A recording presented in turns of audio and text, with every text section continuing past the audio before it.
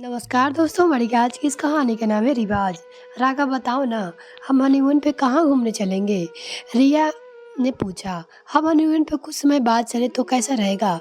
अभी हमारी नई नई शादी हुई है, हमें खर्चे नहीं करने चाहिए, पैसे बचाने चाहिए। हनीमून पर तो हम कभी भी जा सकते हैं। राघव ने रिया को समझाते हुए कहा। हनीमून शादी के बाद जाया जाता है।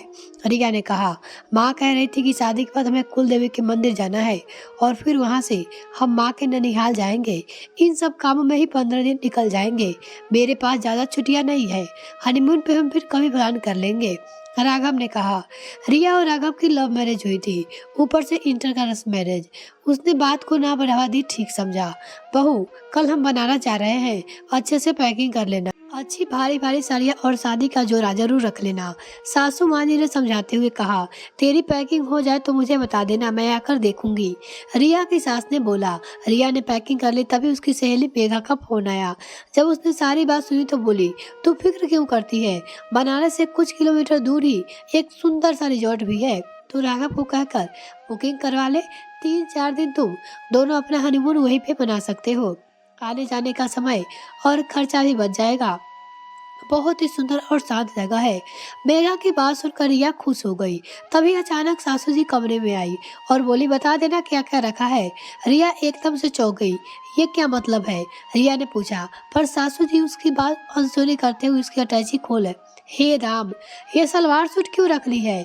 और ये मैक्सी हमारे यहाँ सिर्फ सिर्फ साड़ी पहनते हैं, कमरे से बाहर बिना साड़ी के नहीं निकलना है।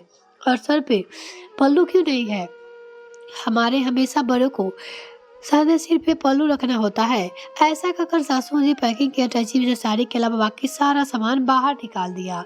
रिया बोली, माँ जी, मैं अटैची रही थी बनारस के सब मिलने जा रहे हैं तो हम कुछ दिनों के लिए हम वहीं पे पास में घूमने चले जाएं।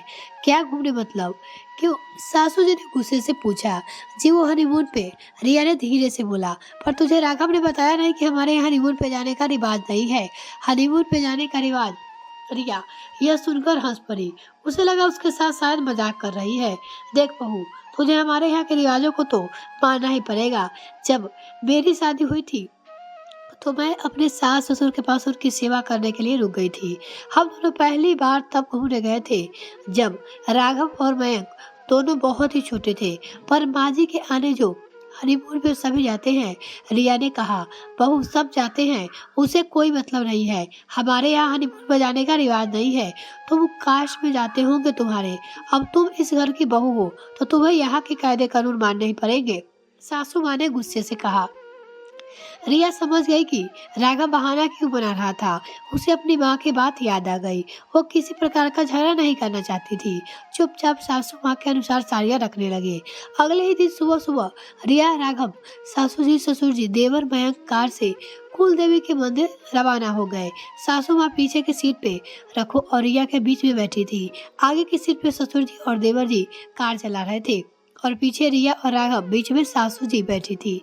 माँ जी, आपको शायद बैठे परेशानी हो रही है, आप मेरी खिड़की वाली जगह पर बैठ जाइए। रिया ने धीरे से बोली। नहीं, तुम्हारे पापा जी को अच्छा नहीं लगा कि तुम दोनों पास पास बैठे रहो।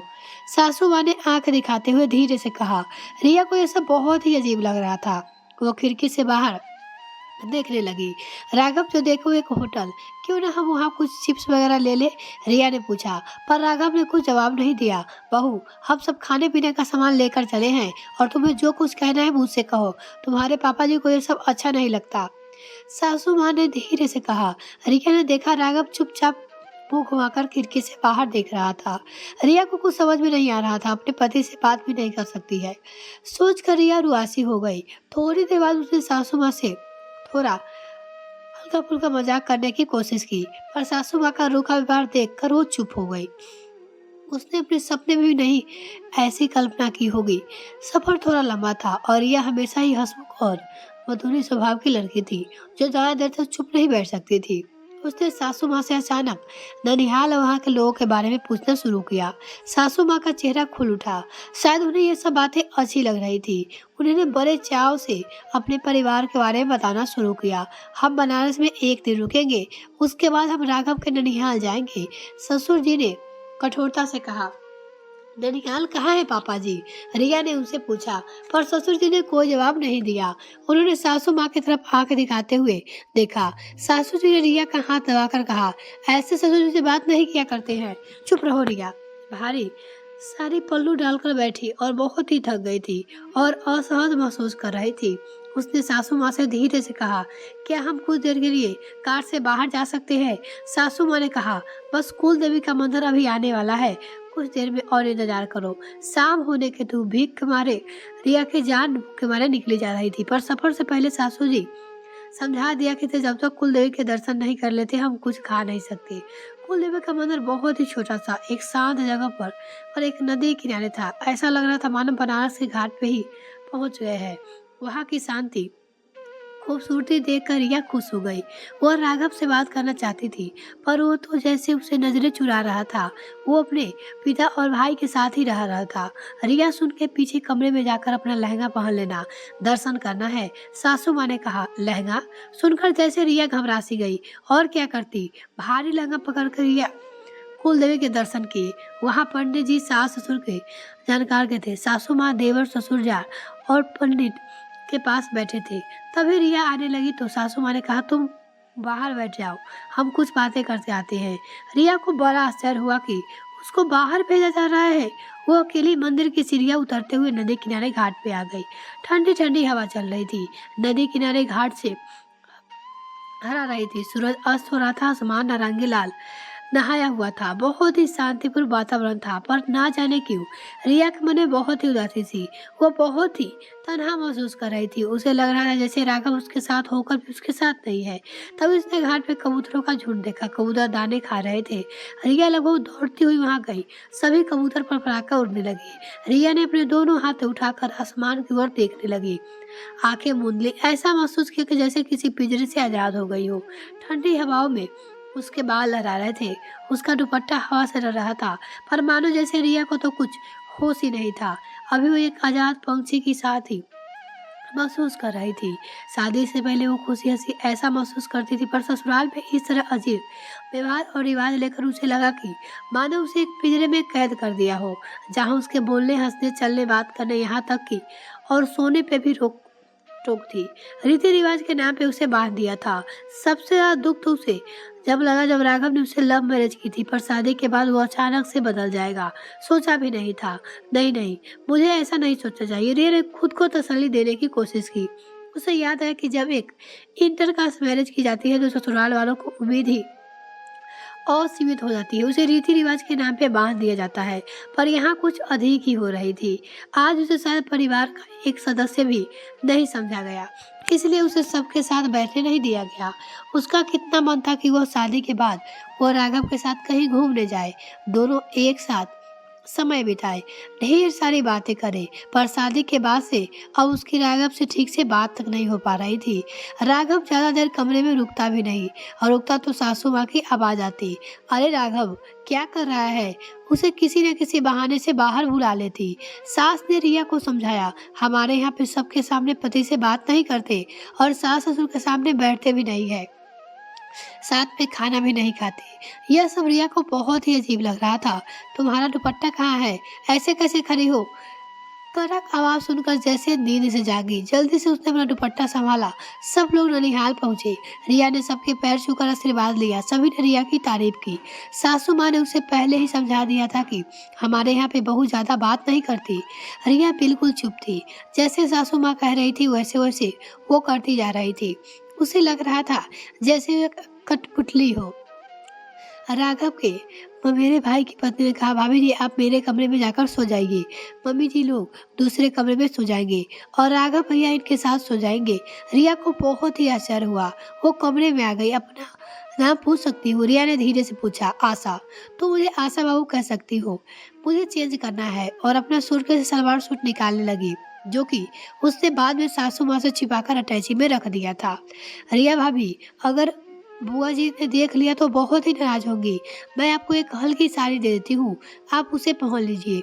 रिया को बहुत ही आश्चर्य हुआ। रात को सोते समय भी मैं अपने आराम के अनुसार कपड़े नहीं पहन सकती, पर उसने चुप रहना ठीक समझा। रिया ने पूछा, एक बात पूछूं आशा भाभी जी, आप अपने हनीमून पे गई थी क्या? हम शादी के कुछ महीने बाद इनके एक दोस्त के यहाँ शादी में गए थे और वहीं से हम 2 दिन के पास में माउंट आबू चले गए थे। तुम इसे हनीमून पे कह सकती हो। रिया को बहुत ही आश्चर्य हुआ। आशा भाभी समझ गई थी कि रिया के मन में क्या चल रहा है।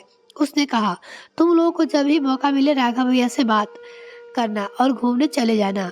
अगले दिन सुबह सुबह आशा भाभी ने रिया को जगाया। रिया भाभी जल्दी से तैयार हो जाओ, नहा धोकर बुआ जी आती होगी। रिया के समय देखा तो 5 ही बजे थे। क्या कहती है, तैयार हो चली।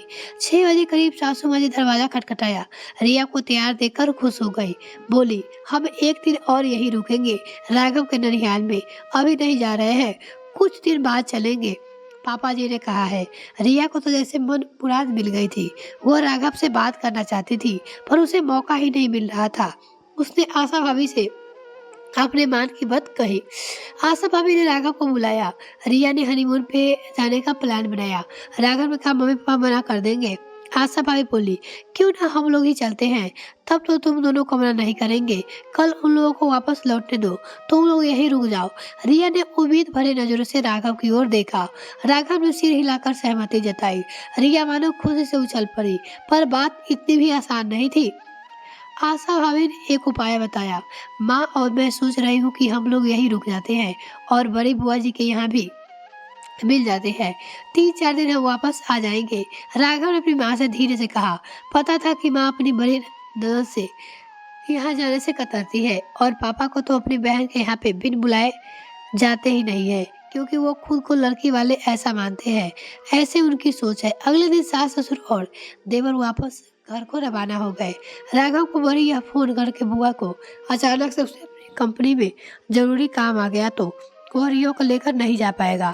रिया बहुत खुश थी। आशा भाभी की नटखट बच्चे भी थे, पर फिर वो खुश थी कि राघव के साथ आसानी से बात कर पा रही थी, हंस रही थी। इसे हनीमून तो नहीं कहा जा सकता, लेकिन रिया दिल से बहुत खुश थी। इतने में ही राघव की मोबाइल की घंटी बजी। फोन पे सासू माँ थी। बुआ जी के यहाँ पहुँच गए क्या?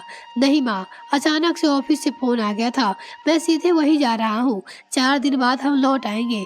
राघव की शक्ल और पूरी रंगत देख दिया, समझ गई कि राघव को अच्छी डांट पड़ रही है, पर अब सासू माँ की बस में कुछ नहीं था। प्यार के 2 पंछी हनीमून पे जाने के लिए उड़ते थे। दोस्तों, आज भी हमारे समाज में कुछ परिवार ऐसे जो कि पुराने रीति रिवाज के नाम पे अपनी बहू को बंधनों में बांध देते हैं। आज भी उसे एक बाहरी इंसान ही समझा जाता है, दिल से एक सदस्य के रूप में स्वीकार नहीं किया जाता है। उस रीति रिवाजों के नाम पे इतनी रोक लगाई जाती है कि एक बंद पंछी की तरह महसूस करते हैं। इंटर कास्ट रिवाज में तो रीति रिवाज सिखाने के नाम पे सबसे ज्यादा बंदिशों लगा दी जाती है। शुरू का समय पति के लिए आपस में एक दूसरे को जानने समझने का समय होता है। हनीमून तो एक बहाना होता है जिसमें एक नए रिश्ते में बंधे पति पत्नी एक दूसरे को समझते हैं, दोस्त बनते हैं, हम सफर से एकदम हम कदम बनते हैं, साथी बनते हैं। आखिर में रिया ने हमारे यहाँ हनीमून पे जाने का रिवाज नहीं है, इस रिवाज को एक मीठे से झूठ में बदल ही दिया। मिलते हैं फिर नेक्स्ट में फ्रेंड, तब तक के लिए bye. Thanks for watching this video.